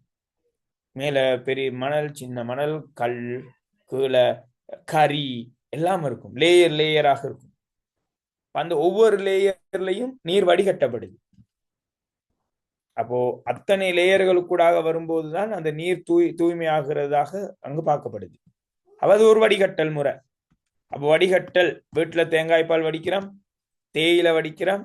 எங்களுக்கு ஸ்கூல் லெபோரட்டரியில வடிப்பதற்கு தரப்பட்டிருக்கு என்ன, கலங்கிய நீரை வடித்தல். இந்த எக்ஸ்பெரிமெண்ட்ஸ் ஓரளவு செய்த அனுபவம் உங்களுக்கு கிடைச்சிருக்கும்னு நான் நம்புறேன். 3வது பளிங்காக்கல். இதான் எங்கட நபா கேட்டிருந்தாங்க, பளிங்காக்கல் வராதா? இந்த தந்திருக்காங்க. திண்ம பதார்த்தமாக மாறும் கரையம் ஒன்று கரைசலில் காணப்படும் போது செறிவாக்குவதன் மூலம் திண்ம பதார்த்தத்தை வேறாக்கும் முறை பளிங்காக்கல் எனப்படும். ஏண்டா இப்போ எங்களுக்கு தெரியும், கடல் நீர்ல உப்பு கரைந்திருக்கு. அந்த உப்பு நீரை நாங்க நீரை ஆவியாக்கணும்டா எங்களுக்கு கிடைக்கிறது திண்மமாக இருக்கும், பளிங்குகளாக இருக்கும். பளிங்கண்டா கற்களாக. கற்கண்டு இருக்கு, உப்பு, சீனி, கற்கண்டு. அந்த பளிங்கண்டா அந்த வார்த்தையை புரிஞ்சுக்கோங்க, பளிங்குகள். அப்ப ஆவியாக்குவதன் ஊடாக இப்ப நீர், உப்பு, கடல் நீர் எடுத்து ஆவியாக்கணும்னா தண்ணி ஆவியாக உப்பு எங்களுக்கு மீதியாக கிடைக்கும். அது ஒரு ஆவியாக்கல் முறை தான். ஆனால் ஏன் அதை பளிங்காக்கல் என்று சொல்றாங்கடா, அதுல மிஞ்சிற உப்பு பாருங்க பளிங்குகள் தானே, திண்மங்கள் தானே, ஒரு கற்கள் போன்ற அமைப்பு தானே. அதனாலதான் ஸ்பெஷல் பேர் பளிங்காக்கல் போட்டிருக்காங்க. சோ நீங்க இந்த உப்பு பிரித்தெடுப்பு ஆவியாக்கல் என்று எழுதினாலும் பிழை இல்ல. சரியானபா? Okay sir. ஆனால் பளிங்காக்கல்னு எழுதிடுவோம். நாங்க இப்ப படிச்சுட்டு இருந்தானே பளிங்காக்கல். பளிங்காக்கல் என்பது ஆவியாக்கின பிற்பாடு எங்களுக்கு அந்த திண்ம பதார்த்தம் கிடைக்கிறது தான் பளிங்காக்கல். சோ இந்த பளிங்காக்களுக்கு மிக சிறந்த உதாரணம் எங்களோட உப்பு பிரித்தெடுப்பு. அப்ப உப்பு பிரித்தெடுப்பும் வரும், அதே போல சீனி பிரித்தெடுப்பும் எங்களுக்கு வருங்க. அப்ப எஸ் சொல்லுங்க. நான் ஒரு பேப்பர்ல பார்த்தேன் சார், இப்படி சீனி இந்த உப்பு பிரித்தெடுக்கிற முறைகள் 2 கேட்டிருந்துச்சு சார். அப்ப ஆவியாக்களும் பளிங்காக்களும் கொடுக்கணுமா? பிரச்சனை இல்ல. 2 மாடல் பேப்பர் ஆக்குறீங்க. மாடல் பேப்பர் ஒன்றுல பார்த்தேன் சார். ஓகே, அப்ப பரவாயில்ல, நீங்க அப்படி போடலாம், பிரச்சனை இல்லை. ரெண்டும் கொஞ்சம் டிஃபரெண்ட் மெத்தட் தானே. ஆவியாக்கல், பளிங்காக்கல் ரெண்டையும் நாங்க பாவிச்சிருக்கலாம், பிரச்சனை இல்லை. அப்போ பளிங்காக்கலுக்கு உதாரணம் சீனி பிரித்தெடுப்பு. கரும்பு சாறிலிருந்து சீனி பிரித்தெடுத்தல், கடல் நீரிலிருந்து உப்பு பிரித்தெடுத்தல், ரெண்டையும் நாங்க போடலாம் பளிங்காக்கலுக்கு. ஒரு சின்ன கேள்வி ஒன்று எங்கட யார் ஷேர் பண்ணியிருக்கோம், சரண்யா போட்டிருக்காங்க. மண்டியில் உள்ள ஏனைய மாசுக்களில் இருந்து பொன்னையும் வெள்ளியையும் பிரித்தெடுக்க பொருத்தமான ஒரு முறை யாது? வடிகட்டல். வடிகட்டலா? பொன் வெள்ளி பிரித்தெடுத்தல் முறையை பாத்தீங்கன்னா, அதாவது நீரில் ஓடும் நீரில் விடுவதனூடாக பொன் பிரித்தெடுக்கப்படும். பொன் வெள்ளி ஒப்பீட்டளவுல ஏனைய பொருட்களுடன் ஒப்பிடும்போது அடர்த்தி கூடியவை. பார்த்துக்கொள்ளுங்க, அடர்த்தி கூடியவை. நீரில் ஓடும் நீரில் விடுதல்.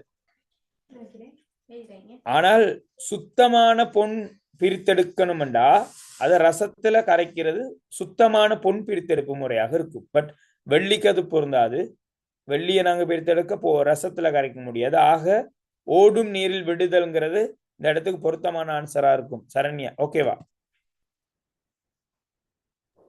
பகுதி Okay, 1 sir. கேள்வியா அது? பகுதி 1 கேள்வியா? Part 2, sir. பார்ட் 2 அமைப்பு கட்டுரையா பின்னாடி பார்ட் 2ல வந்ததா? 9 questions. ஓகே வாரம். ஓகே, அப்போ இது வந்து நீரில் ஓடும் நீரில் விடுதல் தான் பொருத்தம். இருந்தாலும் கிளாஸ் முடிய முன்னாடி நான் ஒருக்கா கன்ஃபார்ம் பண்றேன், நினைவிடன். சரியா Saranya? Okay, sir. Exact answer கட்டாயம் சொல்லுவோம். ஓகே, ஸோ பளிங்காக்கள் பார்த்துட்டு இருக்கிறோம் நாங்க.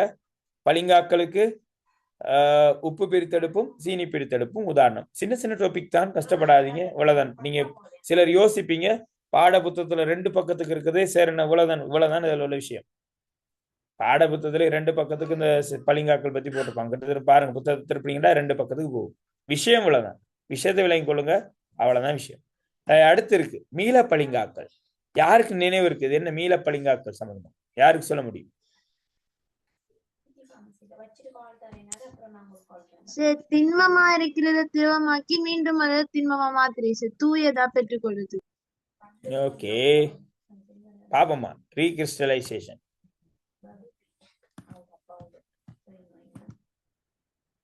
ஒன்றுமில்ல. நீங்க என்ன செய்றீங்கன்னு கேட்டா, கடைக்கு போய் உப்பு வாங்கிட்டு வாரீங்க. அப்போ உப்பு வாங்கிட்டு வந்த நேரம் ஓடி வாரீங்க. ஓடி வரும்போது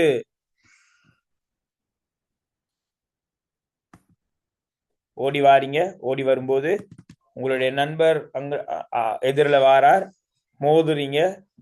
மோதி நீங்க கொண்டு வந்த அந்த உப்பு கீழே விழுந்துட்டு, கீழே விழுந்த உப்பு பேக்கெட் உடைஞ்சி உப்பெல்லாம் கீழே சிந்திட்டு, ஸோ வீட்டுக்கு போனா ஏச்சு வாங்கணும், அடி வாங்கணுங்கிறதுக்காக அந்த உப்பை அப்படியே எடுத்து அந்த பேக்ல போட்டு கொண்டு வாரீங்க வீட்டுக்கு. சுத்தமான உப்பா கொண்டு வாருது? இல்ல, சுத்தமான உப்பு இல்ல. சோ இப்போ வீட்டுல அந்த உப்பு அப்படியே பாவிக்கவும் முடியாது. அப்போ என்ன செய்யறது? எப்படி சுத்தமான உப்பு? அத நீர்ல கரைக்கணும் சார். கரைச்சி சார் திருப்பி ஆவியாக்கணும். ஆவியாக்கி எடுக்கணும். தண்ணியில அந்த உப்பு அப்படியே தண்ணியில போட்டோம்னா உப்பு அதில் உள்ள மண்ணும் தண்ணியில இருக்கும். திரும்ப பாத்திரத்துல ஊத்தி ஆவியாக்கணும்னா தண்ணி ஆவியாயிரும், மண் அப்படியே தானே இருக்கும் இல்லையா? மண் ஆவியாயிருமா? இல்ல சார், மண் இருக்கும் சார். மண்ணை வடிக்கணும் சார். வடிகட்டணும் சார். வடிகட்டிட்டு ஆவியாக்கணும். அழகா ஸ்டெப்ஸ் சொல்லிடுவோம். முதல்ல நீர்ல நல்லா கரைச்சிட்டு அப்புறம் வடிகட்டி நீரை ஆவியாக்கணும் சார். Very good. அப்போ என்ன செய்யணும்? நாங்க தண்ணியில கரைச்சிட்டு வடிகட்டினீங்கன்னா அந்த மண்ணெல்லாம் நின்றும். பிறகு மறுபடியும் என்ன செய்யணும்? சூடாக்கி ஆவியாக்கணும்.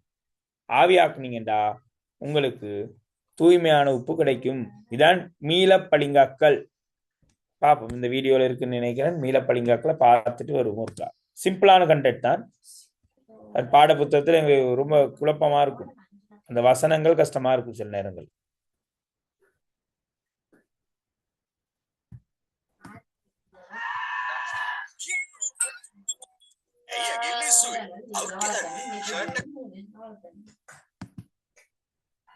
பாப்போம். இந்த பாருங்க, மீள பளிங்காக்கள் இருக்கு. Recrystallization is a technique for the purification of a substance. அதாவது துப்புரவு செய்யக்கூடிய ஒரு முறைதான். What we do is we take some of the solid material and place it into a vessel, in this case a small earthenware பாருங்க, உப்பு சீனி ஏதாவது பாவிக்கலாம். நன்கு கரைக்கிறது. Recrystallize with the second crystallization hopefully containing only the pure substance and leaving the impurities in the solvent. It's good practice to use as small amount of solvent as you can for the recrystallization step.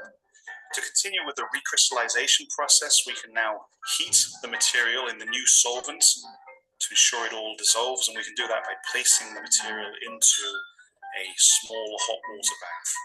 In the next part, for the recrystallization, we've removed the now dissolved crystals from the hot bath, and we're allowing them to cool to room temperature in an attempt to try and get crystals of pure product, leaving the unwanted material in the solvent.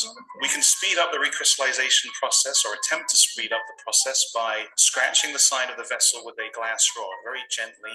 This can sometimes help nucleation of the crystals.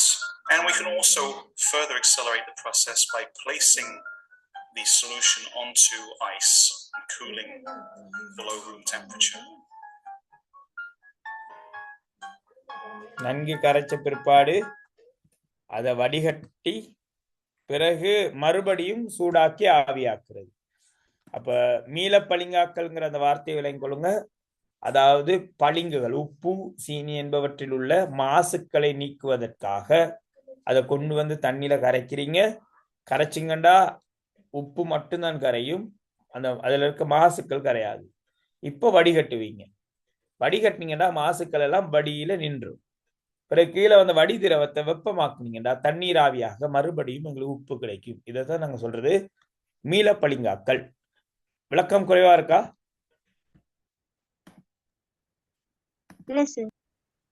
Okay, யாருக்கும் doubt கேட்டுக்கொள்ளுங்க. மீள பளிங்காக்கல். அடுத்த விடயம் கரைப்பான் பிரித்தெடுப்பு. Okay, நான் உண்மையில கடந்த கிளாஸ்ல உங்களுக்கு சொல்லியிருந்தேன், வீடியோ ஷேர் பண்றேன்னு. நாங்கள் கடந்த கிளாஸ்ல செய்தது இது. சரியா எந்த மொபைல எடுத்துக்கொள்ள முடியாம போயிட்டு கரைப்பான் பிரித்தெடுப்பு ரொம்ப சிம்பிளாவும் சீக்கிரமாவும் இந்த செயற்பாடு நடைபெற்றிருந்தது. கரைப்பான் பிரித்தெடுப்பு. இது இந்த மெத்தட்டை லைட்டா சொல்றேன், ஓரளவு விளங்கி கொள்ளுங்க. விளங்கி கொண்டு ஒரு வீடியோ பார்ப்போம், பார்த்துட்டு திரும்ப சொல்றேன்னு பாருங்க. இந்த தரப்பட்டிருக்க உபகரணத்துக்கு பேர் பிரிவுணல். நிறைய புனல் வகை படிச்சிருக்கிறோம் நாங்க, ஞாபகமா இருக்கும்னு நினைக்கிறோம். ஒளித்தொகுப்பு பாடத்திலையும் படிச்சிருக்கோம். இது ஒரு சாதாரணமான கண்ணாடி புனல். இதே இப்படி அழகா இந்த மாதிரியான ஷேப்ல இருந்து அதுக்கு என்ன பெயர் ஞாபகம் இருக்கா? இது என்ன புனல் ஞாபகம் இல்லையா? முள்ளிப்புணல் ஞாபகம் இல்லையா? வாயு தயாரிப்புகளை பாவிச்சிருந்தமே முள்ளிப்புணல். இதற்கு பேர் முள்ளிப்புணல். அப்போ இது சாதாரண கண்ணாடி புனல், இது முள்ளிப்புணல். இதுவும் ஒரு புனல் தான். இதுக்கு பெயர் பிரிபுணல். பேரை பார்த்துக்கொள்ளுங்க, பிரிபுணல். இதுல என்ன விசேஷத்துவம்னு சொன்னா, இந்த மத்த புனல்லாம் நீங்க ஏதாவது திரவத்தை போட்டீங்கன்னா கீழே போயிடும். பட் இது அப்படி இல்லை. பாருங்க, லொக் பண்றதுக்காக மேல ஒரு மூடி இருக்கு. எங்களுக்கு கீழே போகாம இருக்க ஒரு டெப் ஒன்று இருக்கு. இந்த டெப்பை மூடி க்ளோஸ் பண்ணி வச்சுக்கொள்ளலாம். இந்த உபகரணத்துக்கு பேர் பிரிபுணல். நான் நினைக்கிறேன் பல பேப்பர்ல இந்த பேரை கேட்டு வந்திருக்கும், பலர் தடுமாறி கொண்டிருப்பாங்க இந்த பேர் தெரியாம. பிரிபுணல். அப்ப இந்த மெத்தடை சொல்லி வரேன், கவனிங்க. சிம்பிளானது, நான் விளங்கப்படுத்துறேன். பிறகு நீங்க பாருங்க எப்படி இது செய்யறாங்கன்ட்டு ஒரு வீடியோல நீங்க பார்க்கலாம். ஓகே, இதா பாருங்க என்ன செய்யறதுன்னு கேட்டா, பாட புத்தகத்தில் உள்ளதை நான் விளங்கப்படுத்துறேன். ஒரு பிரிபுணல் இருக்கு, பிரிபுணல் இருக்கு, இந்த கையில பிரிபுணல் இருக்கு. ஓகே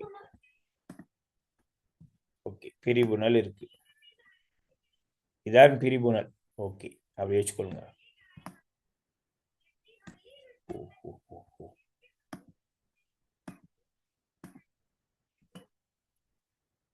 ஓகே, பிரிபுணல் இப்படி இருக்கு, மேல மூடியும் இருக்கு. ஓகே, இந்த பிரிபுணலுக்குள்ள கீழே டெப்ப லாக் பண்ணிட்டு நான் நினைச்சேன் தண்ணி சேர்க்கிறேன், நீர். பிரிபுணல்ல தண்ணீர் சேர்க்கிறேன். நீர் ஒரு எந்த வகை கரைப்பான்?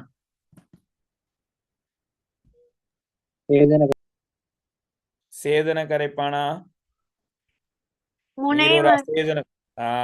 முனைவுத்தன்மை முனைவு உள்ள ஒரு கரைப்பான். இந்த நீருக்குள்ள கொஞ்சம் அயடின் பளிங்குகளை போடுறேன் நான். அயடின் பளிங்கு, அயடின் இருக்குல்ல, உப்புக்கு சேர்க்கிற அயடின் கொஞ்சம் சேர்க்கிறேன்.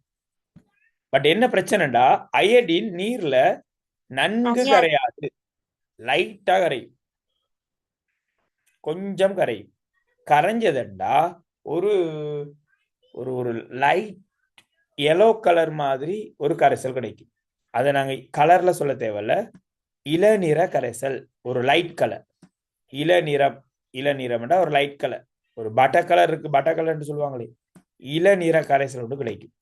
ஏன் அந்த இளநீரம் கிடைக்குதுன்னா போட்ட அயடின் கொஞ்சம் தான் கரைஞ்சிருக்கு, முழுக்க கரையில, நீரில் கரைஞ்சிருக்கு, கொஞ்சம் கரைஞ்சிருக்கு. பாருங்க, பிரிபுணலுக்குள்ள தண்ணீர் இருக்கு, தண்ணீர்ல நான் கொஞ்சம் அயடின் போட்டிருக்கேன். அயடின் முழுக்க நீர்ல கரையில, பட்டும் படாம கரைஞ்சிருக்கு, ஆகவே ஒரு லைட் கலர் கரைசல் கிடைச்சிருக்கு. இப்ப நான் பாக்குறேன் அயடின் எதுல நல்லா கரையும், அயடின் பத்தி தேடி பார்க்கிறேன். அயடின் இந்த முனைவு அற்ற கரைப்பான்கள்ல நன்கு கரைகின்றது. கார்பனேட் குளோரைட்டு பாருங்க, புத்தகத்துல எடுங்க, குயிக்கா எடுங்க புத்தகத்துல. அந்த அந்த டயக்ராம் இருக்கு. கார்பனேட் குளோரைட்டு, சக்கரை எக்ஸேன், பென்சீன், அந்த அந்த ஏரியா போய் பாருங்க. அப்ப அந்த சக்கரை எக்ஸேன் போன்ற ஏதாவது ஒரு முனைவு அற்ற கரைப்பான் எடுத்து இந்த பிரிபுணலுக்குள்ள அதை போடுறேன். அந்த பிரிபுணலுக்குள்ள ஆல்ரெடி தண்ணீர் இருக்கு.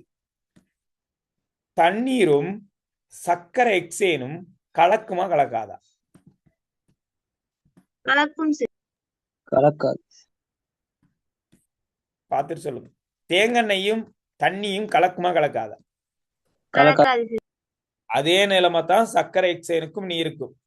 ஏண்டா அது ரெண்டும் முனைவு உள்ளது, முனைவு அற்றது. சக்கரை எக்ஸன் முனைவு அற்றது, கலக்காது. ஆக இந்த நீருக்கு மேல அதுக்கு மேலால நிற்கும், மிதக்கும்.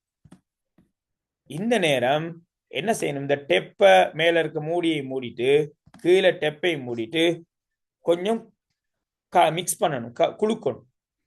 குளுக்குனீங்கடா நீர், அயடின், இந்த சக்கரை எக்ஸன் எல்லாம் ஏதோ ஒன்றொன்று கலக்காட்டியும் கூட அப்படி மிக்ஸ் பண்ணா லைட்டா மிக்ஸ் ஆகும் தானே, மிக்ஸ் ஆகி வரும். அந்த பிற்பாடு கொஞ்ச நேரம் அப்படியே என்ன செய்யணும், இத ஒரு ஸ்டாண்டில் அப்படியே வைக்கணும், ஆடாம செய்யாம வைக்கணும். கொஞ்ச நேரம், ஒரு 2 மினிட்ஸ் போதும். வச்ச வேண்டா இந்த நீர்ல கரைஞ்சிருக்க அயடின் முழுக்க நீரை விட்டுட்டு இந்த சக்கரை எக்ஸேனுக்கு வந்துடும், இந்த எக்ஸேனுக்கு வந்துடும். சக்கரை எக்ஸேன், வட்டை எக்ஸேன் அல்லது சக்கரை எக்ஸேன், சக்கரை எக்ஸேனுக்கு வந்துடும். கொஞ்ச நேரத்துல பாத்தீங்கடா நீரோட நிறம் என்ன, நிறமற்றது தானே, நிறமற்ற நீர் கீழே காணப்படும். அந்த நேரம் டெப்ப ஓபன் பண்ணீங்கடா நீர் வெளியேறும்.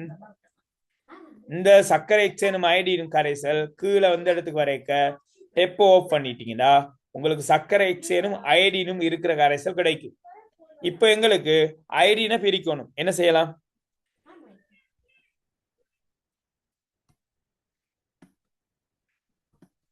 எக்ஸேனுக்குள்ள அயடின் இருக்கு, எவ்வாறு அயடினை பிரிக்கிறது?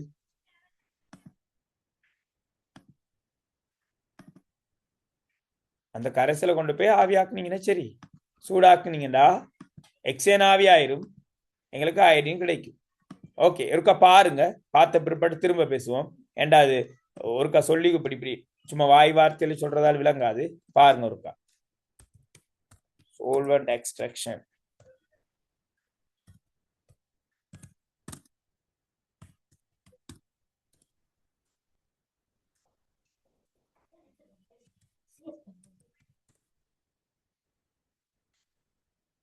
செய்யலாம், பெரிய வேலை இல்ல, செய்யலாம். இது பாப்பனா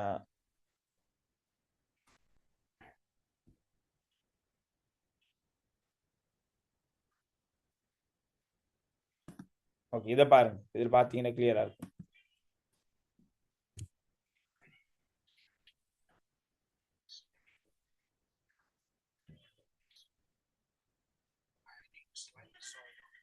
பாருங்க, அயடின் நீர்ல கரைஞ்சிருக்க ஒரு ஒரு லைட் கலர் பாருங்க, கலர் மஞ்சளா ஆரஞ்சா ஏதோ ஒரு கலர் ஒன்று இருக்கு பாருங்க. பாருங்க பிரிபுணல்ல இருறார், பாருங்க பார்த்துக்கொள்ளுங்க நல்லா.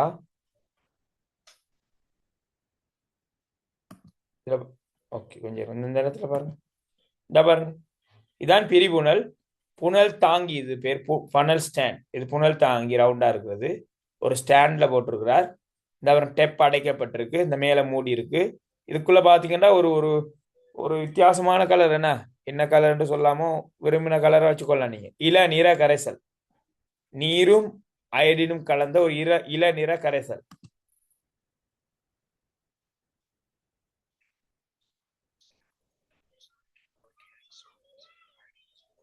இவர் என்ன செய்யறாண்டா, இவர் செய்தது நாங்களும் செய்திருந்தோம். எங்கிட்ட சக்கரை எக்ஸன் இருக்குல்ல ஸ்கூல்ல, நான் அந்த இடத்துல பாத்தீங்கன்னா பெயிண்ட் பண்ணி கொண்டு இருந்தாங்க, கொஞ்சம் திணறு கிடைச்சது, திணற பாவிச்சோம். திணறு எந்த மாதிரியான ஒரு கரைப்பான்?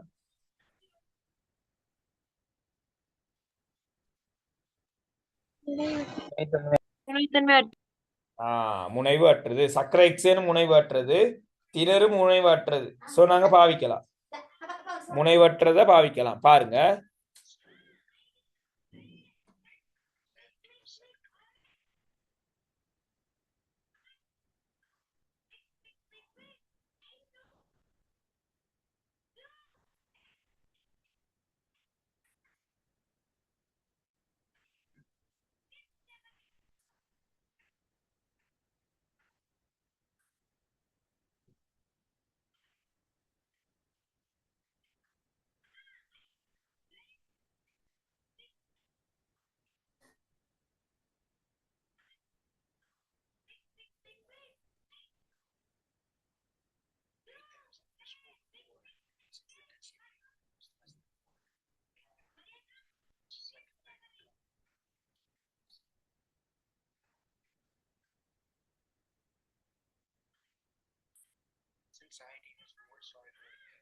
இத பாருங்க.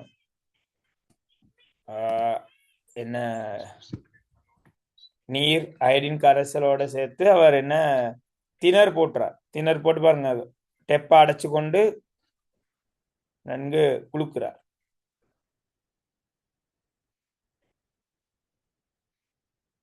இப்ப அப்படியே கொஞ்ச நேரம் ஓய்வா விடுறாரு. அப்படி இந்த பாருங்க, ஒரு 2-3 மினிட்ஸ் விட்டா அப்போ இந்த பாருங்க. இப்ப பாருங்க, கீழே பாருங்க, நீர் வந்துட்டு, சுத்தமான நீர். அப்ப நீர்ல இருக்கக்கூடிய அயடின் எல்லாம் திணறுக்கு வந்துட்டு. காரணம் இதுதான். என்ன காரணம்? அயடின் நீரில் கரைவதை விட திணறில் கரைவது அதிகம். எனவே நீரில் இருக்கக்கூடிய அயடின் முழுக்க திணறுக்கு வந்துட்டு. இப்போ உங்களுக்கு அயடின் வேணும்னா என்ன செய்யலாம்?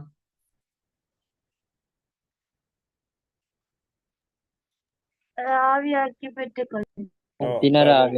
இப்ப டெப்ப திறந்தா தண்ணீர் எல்லாம் வெளியேறிடும். இந்த திணறும் அயடின் கலந்திருக்க கரைசல் எங்களுக்கு கிடைக்கும். அதை எடுத்து ஆவியாக்குனீங்கடா திணறு ஆவியாயிரும், அயடின் கிடைக்கும். சோ இந்த எக்ஸ்பெரிமெண்ட் திரும்ப ஒருக்கா பாருங்க. விளங்குனதா தெரியல எனக்கு சரியா. கரைப்பான் பிரித்தெடுப்பு, இந்த வார்த்தைக்கும் இந்த சம்பவத்துக்கும் பெரிய சம்பந்தம் இல்லாத மாதிரி இருக்கும். தையப் என்ன மாதிரி?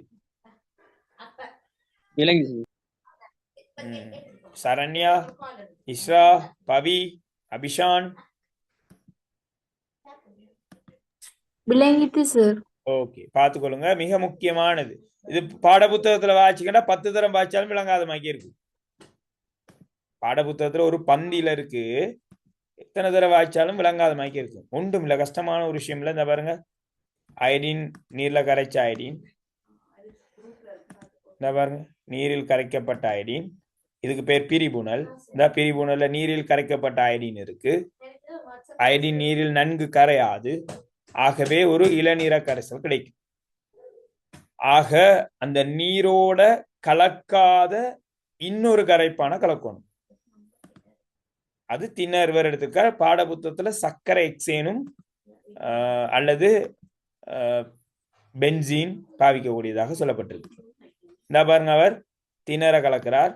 திணறும் நீரும் கலக்காது. சோ உள்ள செலுத்தின பிற்பாடு அவர் என்ன செய்யறார்? நன்கு கரைசலை நன்கு குளுக்கிறார். என்ன பாருங்க, பிறகு அதை அடைவதற்காக அப்படி விடும்போது நீர்ல கரைந்திருக்கக்கூடிய அயடின் முழுக்க திணறை நோக்கி பயணிக்குது. இந்த பாருங்க, குளுக்கிறார், நன்கு கலக்கி கொள்றார், மிக்ஸ் பண்ணி கொள்றார். பிறகு இந்த பாருங்க, நீரில் இருக்கக்கூடிய அயடின் முழுக்க திணறுக்கு வருது. பிறகு நீரை அகற்றிட்டு திணறு ஆவியாக்குவதனூடாக அந்த கரையத்தை பிரித்தளிக்க முடியும். சோ பாட புத்தகத்தில் நாங்க பார்த்தோம்னா பிள்ளைகள் இவ்வாறுதான் தரப்பட்டிருக்கு. பாருங்க, கொஞ்சம் அந்த வரைவிலக்கணத்தையும் லைட்டா விளங்கப்படுத்திட்டு ஈஸியா இருக்கும். இந்த பாருங்க, பாட புத்தகத்துல தரப்பட்டிருக்கு பாருங்க. இந்த பாருங்க, இந்த இடத்துல வந்திருக்கிறாங்க. அந்த சர்க்கரை எக்ஸேன், கார்பனாட் குளோரைட். இந்த 2 கரைப்பானையும் பாவிக்கலாம். நீங்க 2ல ஒன்றை பாவிக்கலாம். கார்பனாட் குளோரைட்டு, சர்க்கரை எக்ஸேன். சோ பாருங்க, இதுல ஆரம்பத்துல இப்ப அங்க பாருங்க, இந்த இடத்துல வரைவிலக்கணம் இருக்கு.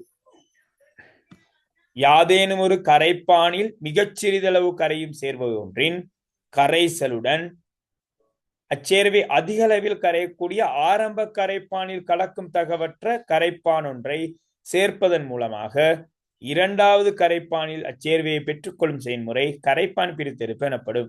விஷயம் இவ்வளவுதான், புரிஞ்சுக்கொள்ளுங்க. இவ்வளவு பெரிய பந்தய பாடமாக்க போகாதீங்க. ஒரு கரைப்பான் இருக்கு, அதுல ஒரு கரையம் கொஞ்சமாக கரைஞ்சிருக்கு. இன்னொரு கரைப்பானை நாங்க அதுல சேர்க்கிறோம், 2 கரைப்பானும் ஒன்று சேராது. ஆனால் அந்த கரையம் இந்த இரண்டாவதாக இடப்பட்ட கரைப்பானில் கரையும்.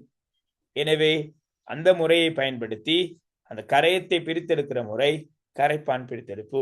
சோ இது எங்க பாவிக்கிறோம்னு கேட்டா, அந்த பாவனை எங்களுக்கு தெரியும், மேல உள்ளதெல்லாம் பார்த்துட்டோம் நாங்க. மீளப்பளிங்காக்கெல்லாம் இந்த பயன்பாடு பாருங்க, இந்த பாட புத்தகத்துல இருக்காங்க. இந்த மூலிகை சாறுகள் பிரித்தெடுக்க, தைலங்கள் பிரித்தெடுக்க, கசாயம் போன்ற இந்த தாவரங்களில் இருந்து இருக்கக்கூடிய இந்த ஆயுர்வேதிக் ப்ராடக்ட் இருக்குதானே, ஆயுர்வேத மருத்துவத்துல பாவிக்கிற தைலங்கள், மருந்து பொருட்கள், கசாயங்களை பிரித்தெடுப்பதற்காக இந்த முறை பயன்படுத்தப்படுது. உங்களுக்கு கேள்வி கொண்டு வந்திருக்குமே, சிலருக்கு சந்தேகம் வந்திருக்கும். நன்கு விளங்கின மாணவர்கள் கேட்பாங்க, என்ன தெரியுமா சார், ஐடின் நல்லா தானே இருந்தது, ஏன் ஐடின தண்ணியில போட்டீங்க, தண்ணியில போட்டு திரும்ப கார்பனேட் குளோரைட்டை போட்டீங்க, திரும்ப குளுக்குறீங்க, திரும்ப ஐடின் எடுக்கிறீங்க, ஏன் தேவையில்லா வேலைன்னு கேட்பாங்க. இப்போ ப்ராக்டிக்கல் செய்யும் போது ப்ராக்டிக்கலை எடுத்து இப்படி காட்டிக்க ஐடினை காட்டு, சார் ஐடின் நல்லா தானே இருந்துச்சு, அது ஏன் சார் தண்ணியில போட்டீங்க, திரும்ப ஏன் சார் நான் கார்பனேட் குளோரைட்டை போட்டீங்க, திரும்ப கார்பனேட் குளோரைட்டை ஆவியாக்கி திரும்ப ஐடின் எடுக்கணும், எதுக்கு தேவையில்லாத வேலைன்னு கேட்பாங்க. நன்கு விளங்கினமானவர்கள் கேட்பாங்க. அப்போ இது ஒரு மெத்தட், இது ஒரு ஒரு செய்து பார்க்கிற ஒரு முறை. இந்த முறையை எங்க பாவிக்கிறாங்க, தாவர சாறுகள்ல இருக்கக்கூடிய, தாவரங்கள்ல இருக்கக்கூடிய தைலம், கசாயம், மருத்துவ பொருட்களை பிரித்தெடுப்பதற்காக இந்த முறை பாவிக்கிறாங்க. இப்போ நீங்க நாளைக்கு ஃபியூச்சர்ல ஒரு இந்த மாதிரியான துறை சார்ந்தவர்களாக போகும்போது இந்த முறையை நீங்க கையாள வேண்டிய தேவை இருக்கும். இப்ப நாங்க உங்களுக்கு ஏற்கனவே சொன்னமே, முன்னாடி இந்த நியம கரைசல் தயாரித்தல் பார்த்தேன். நாங்க நியம கரைசல் தயாரிக்கும் போது இப்ப நீங்க எதிர்காலங்கள்ல ஒரு அட்வான்ஸ் பயோவோ அல்லது டெக்னாலஜி ஸ்ட்ரீம்லயோ போய் அங்கால நீங்க ஒரு மருந்து சார்ந்த துறைக்கு போவீங்கடா, நீங்க தயாரிக்க வேண்டிய தேவை உங்களுக்கு வரும். ஸோ அந்த நேரம் அளவீடுகள் சரியா எடுக்கணும், சரியாக பதார்த்தங்களை சேர்க்கணுங்கிற அந்த ஒரு திறன் இருப்பதற்காக தான் இதை நீங்க செய்முறையா பாக்குறீங்க. ஸோ பார்த்துக்கொள்ளுங்க. அப்போ கரைப்பான் பிரித்தெடுப்பு, இதுல நீங்க தெரிஞ்சுக்கொள்ள வேண்டிய விஷயங்கள் தான். இதுக்கு பாவிக்கிற உபகரணம் பிரிபுணல். பிரிபுணல்ல நாங்க எடுக்கிறது நீர்ல அயடினை போடுவோம். அயடின் ஓரளவு தான் கரையும், நீரோட கலக்காத பட் அயடின் கரையக்கூடிய 2ஆம் கரைப்பான் நாங்க சேர்ப்போம். நாங்க அது சர்க்கரை எக்ஸனா இருக்கலாம் அல்லது கார்பனேட் குளோரைட்டா இருக்கலாம். குலுக்குவதனூடாக எங்களுக்கு ஓரளவு கரைஞ்ச அயடின் முழுக்க கார்பனேட் குளோரைட் கிடைக்கும். பிறகு நீரை அகற்றிட்டு கார்பனேட் குளோரைட் ஆவியாக்குவதனூடாக தூய அயடின் பளிங்குகளை பெறலாம். இதை நாங்கள் எங்க பாவிக்கிறோம், இந்த அரிஸ்டம், தைலம், கசாயம் போன்ற பதார்த்தங்களை பிரித்தெடுப்பதற்காக நாங்கள் பயன்படுத்துறோம். இவ்வளவு தான் மெயின் கண்டென்ட் பிளேஸ். ஸோ என்ன மாதிரி விளங்குனதா? ஓகே. அதுக்கிடையில எங்கட சரண்யா போட்ட கேள்விக்கான ஆன்சர், சரண்யா போட்ட கேள்வி பேப்பர்ல வந்தது இந்த முறை 9வது கேள்வி, அதாவது கட்டுரை வினாக்கள்ல கடைசி கேள்வியில 4வது கேள்வி. மண்டியில் உள்ள ஏனைய மாசுக்களில் இருந்து மேல தந்திருக்காங்க. ஒவ்வொரு உலோகமும் தாக்க விகித தொடரில் இரும்பு, நாகம், உலோகங்கள் பொன், வெள்ளி போன்றன சுயாதீன உலோகங்களாக மண்டியில் இருந்தன. மண்டினா அந்த கலவை. மண்டியில் உள்ள ஏனைய மாசுக்களில் இருந்து பொன்னையும் வெள்ளியையும் பிரித்தெடுப்பதற்கு பொருத்தமான ஒரு முறையை பேரிடுக. சரண்யா என்னன்னு கேட்டா, ஏன் இந்த கேள்வியை நான் வாசிச்சேன்டா, இந்த கேள்வியை இந்த தனிப்பட்ட கேள்வியை மட்டும் போட்டு நாங்க விடைக்கு போக முடியாது. என்ன மேல என்ன சொல்லியிருக்காங்கன்னு பார்க்கணும். மேல என்ன மண்டி என்றா என்னன்னு பலருக்கு டவுட் கொண்டு வரும். மேலிருந்து தரப்பட்டிருக்க வார்த்தை பிரயோகங்கள் நாங்க வாசிச்சுட்டு வரும்போது இது ஒரு நிறைய தேவையில்லாத கூறுகளாம் கலந்த ஒரு கலவை. அந்த வகையில் அந்த கலவையில் பொன்னும் வெள்ளியும் காணப்படுது. சோ எவ்வாறு பொன் வெள்ளியை பிரித்தெடுக்கிறது பிராக்கெட்ல தந்திருக்காங்க பொன் வெள்ளி ஆகியன அடர்த்தி கூடிய உலோகங்களாகும். அப்போ அடர்த்தி கூடிய உலோகம் தானே. இப்போ கேள்வியை கொஞ்சம் பாக்குங்க, கஷ்டப்பட தேவையில்ல. பொண்ணு இருக்கு, வெள்ளி இருக்கு, ஏதோ மாசு இருக்கு. ஆனால் தரப்பட்டிருக்க தரவு என்னண்டா பொன்னும் வெள்ளியும் அடர்த்தி கூடியன என்று தரப்பட்டிருக்கு. எவ்வாறு பிரித்தெடுப்பீங்க சும்மா சொல்லுங்க பாபு. எதனை அடிப்படையாக கொண்டு பிரித்தெடுப்பீங்க? ரைட், கேள்விதான். எதனை அடிப்படையாக கொண்டு பிரித்தெடுப்பீங்க? ஓடும் நீர் அதான் எதனை அடிப்படையாக கொண்டு பிரித்தெடுப்பீங்க? அடர்த்தியை கொண்டு. முடிஞ்சது. அடர்த்தி வேறுபாட்டை பயன்படுத்தி பிரித்தல், முடிஞ்சது வேலை. அல்லது நபா சொன்ன சரி, நீர்ல போட்டா, தண்ணியில போட்டீங்கடா, தண்ணியில போட்டோம்டா தண்ணியில அடர்த்தி கூடின அந்த பொன்னும் வெள்ளியும் கீழே இருக்கும், அதுல இருக்கக்கூடிய மண்டி மேலால அங்கங்க இருக்கும், அகற்றி விட்டுறலாம். சரியா? அல்லது இப்படியும் ஒரு விஷயத்தை சொல்லலாம். என்ன, இப்போ எங்களுக்கு பிரச்சனை இருக்குன்னா அந்த மண்டி என்பது ஆவியாகுமான்னு எங்களுக்கு தெரியாது. என்ன, தரப்பட்டிருக்க தரவின் அடிப்படையில் எங்களுக்கு தெரியாது. ஆகவே ஆவியாக்கல் முறை, அதுல ஆவியாகக்கூடிய வாய்ப்பு இருக்குமாக மேல பெரிய பந்திருக்கு நான் வாசிக்கலத. ஆவியாகக்கூடிய வாய்ப்பு இருந்தா ஆவியாக்கிட்டு பொன்னையும் வெள்ளியையும் எடுக்கலாம். ஆனால் ஈஸியான வேலை என்ன, அடர்த்தி கூட என்று தந்துட்டாங்க. சோ அடர்த்தியை பயன்படுத்தி பிரிக்கலாம். தண்ணியில போட்டா பொன்னும் வெள்ளியும் கீழே கிடக்கும், எடுத்துடலாம். சரியா சரண்யா?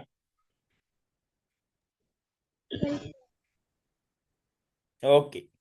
சோ அடுத்த டாபிக் லைட்டா டச் அப் பண்ணி விடுறேன். காய்ச்சி வடித்தல் மிக இலகுவான ஒரு டாபிக். இந்த பாருங்க, இந்த உபகரணத்தை பார்த்துக்கொள்ளுங்க நல்லா. இதுக்கு பேர் லிபிக்கின் ஒடுக்கி. 2025, 24, 23ஆம் ஆண்டு பேப்பர்ல இந்த படத்தை கொடுத்து இது என்னன்னு கேட்டிருந்தாங்க. இந்த படத்தை கொடுத்து இதுக்கு என்ன பேர் என்று கேட்டிருந்தாங்க. இப்படி இந்த படங்களை கொடுத்து இதுல பெரிய கேள்வி வராது, அப்படித்தான் இருக்கும். சின்ன சின்ன சிம்பிளான கேள்வி வரும், நாங்க பாஸ் பேப்பர் செய்வோம். அப்ப இந்த படங்களை பார்த்துக்கொள்ளுங்க முதல்ல. இதுக்கு பெயர்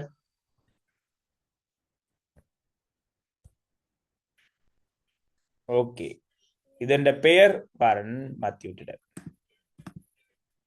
லிபிக்கின் ஒடுக்கி. இதன் பேர் லிபிக்கின் ஒடுக்கி. பாத்துக்கோங்க, லிபிக்கின் ஒடுக்கி. இந்த லிபிக்கின் ஒடுக்கி நாங்க பயன்படுத்துற முறை பத்தி பார்க்கணும். அதுக்கிடையில முதலாவது தந்திருக்காங்க எளிய காய்ச்சி வடித்தல். இந்த உபகரண அமைப்புகளை கட்டாயம் நாங்க தெரிஞ்சுக்கணும் பிள்ளைகள். படங்கள் குறிக்க எல்லாம் தெரியணும். எளிய காய்ச்சி வடித்தல். எளிய காய்ச்சி வடித்தல் என்ற முறை நாங்க கிணற்று நீரை சுத்தமாக்குவதற்காக பயன்படுத்துற ஒரு முறை. அதாவது எங்க வீட்டுக்கு வர டெப் வாட்டர் இருக்கு இல்லையா, ஆற்று நீர், கிணற்று நீர், குளத்து நீரை சுத்திகரிப்பதற்கான ஒரு முறை. அப்ப உங்களுக்கு கேள்வி கொண்டு வரும், நாங்க பாவிக்கிற டெப் வாட்டர் சுத்தம் இல்லையா? என்ன நினைக்கிறீங்க?